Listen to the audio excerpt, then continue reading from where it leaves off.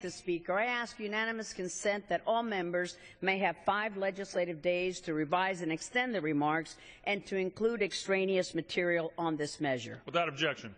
I also ask unanimous consent to place into the record letters from me and the chairman of other House committees of jurisdiction on this bill. Without objection.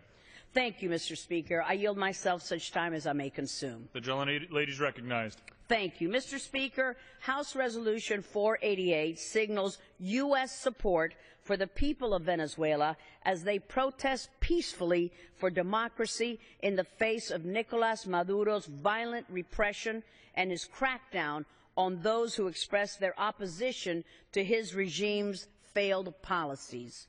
We must take a clear stand because the Maduro regime has responded in a deeply undemocratic manner by forcibly repressing protesters, attempting to silence critics by blocking media outlets, and even authorizing the arrest of key opposition leaders such as Leopoldo Lopez.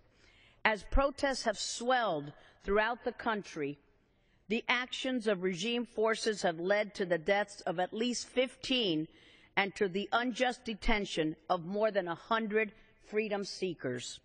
It is incumbent upon the Organization of American States, the OAS, to act according to the principles of its Inter-American Democratic Charter and address this crisis of democracy.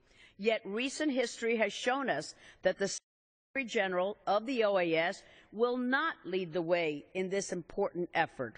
Thus, in the absence of his leadership, responsible nations in the hemisphere must act. They cannot remain silent. The Panamanians have stepped up to the plate. They've proposed a ministerial meeting at the OAS, but regrettably, Mr. Speaker, that proposal has not moved forward. This resolution will send a clear message to the OAS and to Nicolas Maduro that the United States condemns these undemocratic actions.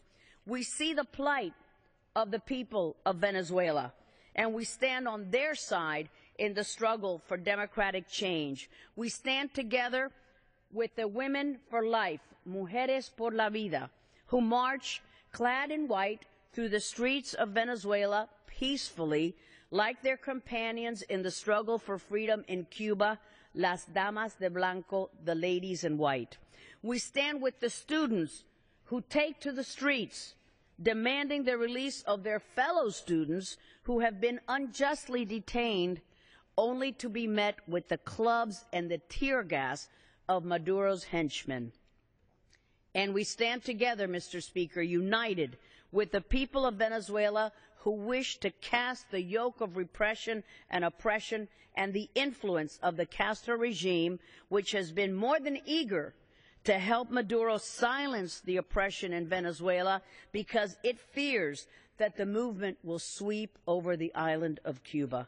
We must stand together and support those who seek freedom, freedom of expression, freedom of assembly, and the freedom from government abuse and government oppression.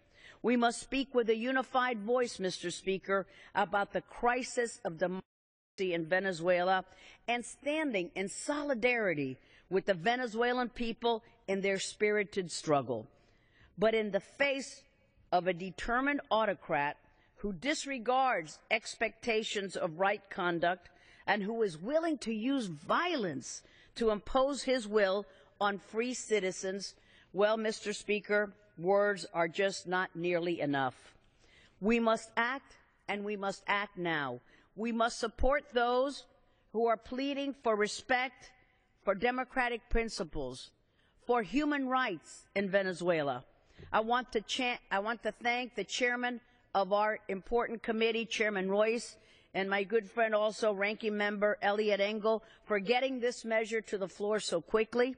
I also want to thank their exceptional staff, and I want to thank Congressman Albio Sirius and Mario Diaz-Balart, who have supported this resolution from the very beginning.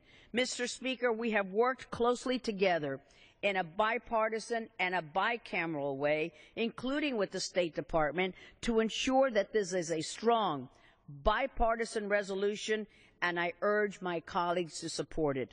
With that, Mr. Speaker, I reserve the balance of my time.